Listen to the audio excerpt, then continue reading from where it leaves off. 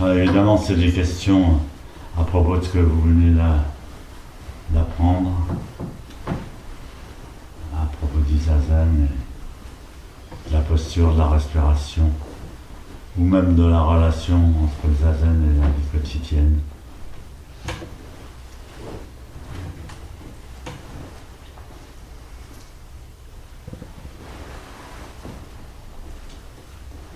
Vous levez juste la main.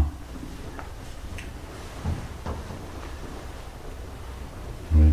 Je peux te la poser là ou tu veux me là? Ici, c'est mieux. Tu pourrais nous éclaircir sur le...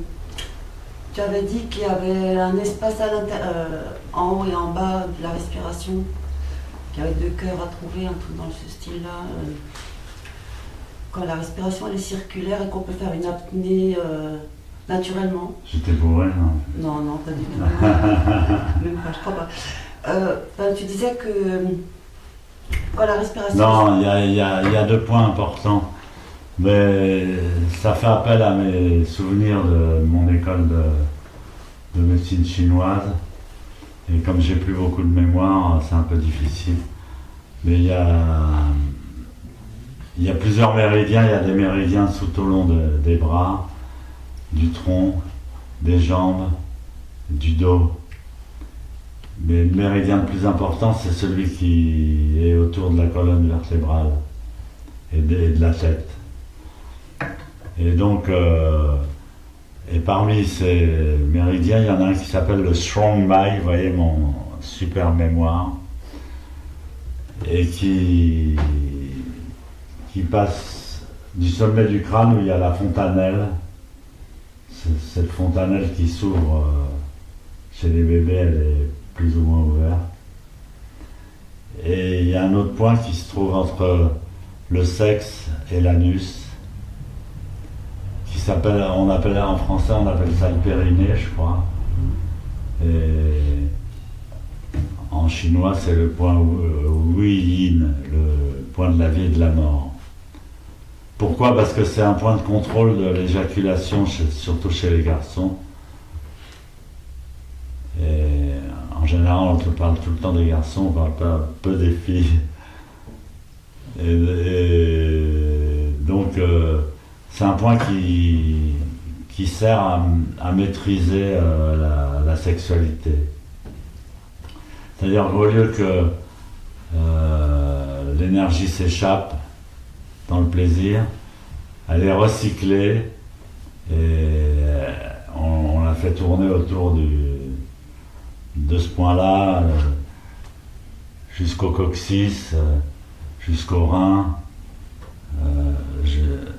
jusqu'au point là dont j'avais parlé, la bosse de bison, là, qui est un point très important, jusqu'à la nuque, jusqu'à La fontanelle. la fontanelle. Voilà. Et alors à la fontanelle, on le laisse descendre. C'est-à-dire, pour monter, il faut faire un effort. Pour descendre, on laisse descendre naturellement. Donc c'est un exercice. J'ai eu un professeur de Tao et il faisait faire cet exercice à son fils dès le plus jeune âge. C'est un exercice qu'on peut faire pour la santé. Voilà.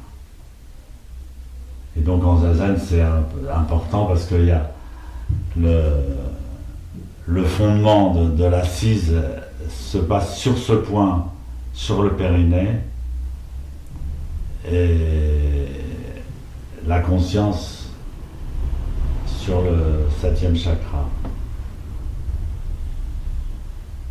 Voilà. J'ai une question sur Kinine, parce que moi j'ai pas une respiration très, très ample pour l'expiration. Donc pour avancer lentement, hein, est-ce que je peux faire 2 expirations? Comment ça se passe? C'est-à-dire, oui. voilà, si je veux pas trop forcer. Oui.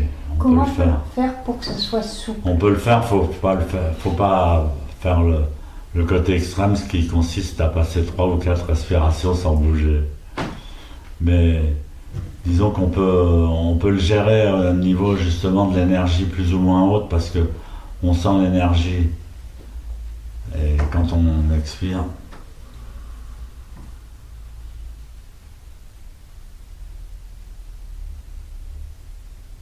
il faut sentir l'énergie sous le nombril. Moi c'est pareil, je suis un peu malade, j'ai plus une grande expiration. Et donc quand on fait Kinine, la marche, quelqu'un qui serait essoufflé, il ferait. Alors donc elle explique que si on pouvait faire 2 expirations sur le même pas, alors on envisage au niveau de l'énergie, c'est-à-dire quand l'énergie est en bas, on prend l'inspiration, on fait un nouveau pas et on expire. Et on peut expirer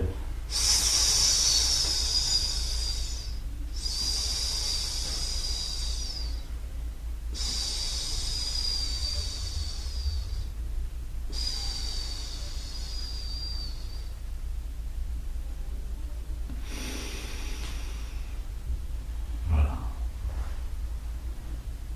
Et puis on peut expirer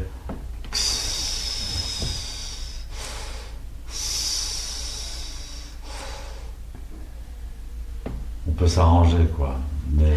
Mais l'idéal c'est de faire une expiration sur un pas et de s'entraîner à maîtriser justement son souffle pour pas qu'il soit trop rapide. Voilà. D'autres questions? La posture, c'est une régulation permanente de la posture. Oui, l'enseignement de Maître Deshimaru, d'abord les Européens sont un peu compliqués. Et quand on leur dit méditation, ils disent oui, alors à quoi il faut penser, etc. Donc quand on leur dit il faut se concentrer sur la posture, ils sont déçus. Enfin, je me tiens dans le lot parce que j'ai été débutant aussi. Donc quand on m'a dit la posture, le zazen, c'est se concentrer sur la posture. C'est pas avec une posture qu'on va aller bien loin. J'y croyais pas trop. Jusqu'au moment où on réalise la puissance spirituelle et équilibrante de la posture. Et la posture, on l'aborde pas d'un point de vue tellement mécanique en principe, mais on l'aborde quand on descend les épaules, ça redresse tout le dos. Quand on décoince un petit truc, ça libère une autre zone. Et puis quand on a mal, on sait qu'on a mal. Enfin, on n'est pas parti dans l'imagination. On sait que c'est pas imaginaire, c'est réel. Et la réalité, elle n'a pas de nom. Elle s'appelle nous dans notre corps. Et on la vit du matin jusqu'au soir, on est obligé de vivre avec ce corps. Et donc, c'est pour ça que les civilisations où il y a eu le yoga ou la méditation zen étaient très développées et très, très réalistes en même temps. Voilà. C'était quoi la question déjà? Que la posture se régule. Voilà. Donc il faut se remémorer comme des mantras, les épaules sur un même plan que les oreilles. Par exemple, c'est un truc qui me revient. C'est des images. C'est comme une prière. Je vous salue Marie pleine de grâce. s'imagine une jolie femme très pure et pleine de lumière. Et là, eh ben, les oreilles sont sur le même plan que les épaules, le nez est sur une même ligne que le nombril. C'est la même chose, ça nous met une image dans le subconscient et petit à petit on l'intègre physiquement. C'est très délicat le zen. Moi maintenant, après ma carrière, je vois beaucoup les erreurs que j'ai faites. Et l'étude du zen, du zazen, c'est très délicat. Et alors il y a deux aspects où on s'attache trop à la forme. Et alors on devient formaliste et on passe à côté. Ou alors on s'attache pas assez à la forme. On dit ah c'est pas important, c'est pas important, c'est pas important. Et on risque de perdre un détail libérateur. Je dis ça surtout pour les anciens. Donc c'est un très bel enseignement complet et qui a été éprouvé, transmis. Il a été transmis de maître à disciple. La transmission, c'est de pratiquer côte à côte pendant 10 ans, 20 ans, pendant un certain temps, et recevoir l'enseignement qu'on a reçu de son maître. Et l'enseignement qu'on a reçu de son maître, bah, c'est le menton, rentrer le menton, les épaules, les oreilles, le nez, le nombril, pousser sur le point Yin de la vie et de la mort, pousser le ciel avec la tête, pousser la terre avec les genoux, tout ça c'est important. Par exemple, pour régler la bascule du bassin, c'est pas seulement une question de bassin, c'est aussi une question de genoux. C'est très important de pousser fortement le sol avec les genoux. Et donc on a un trépied genou, périnée. Donc il y a deux genoux et un périnée, ça fait un trépied. Et sur ce trépied, on s'équilibre, on se règle.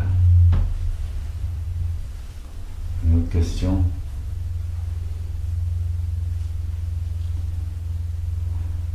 Je vous remercie. Negawaku Akonokudoko Moteamaniku Isaini Yoyoshi Wadato Shujo Tomina Tomani Wutsudo Josen Koto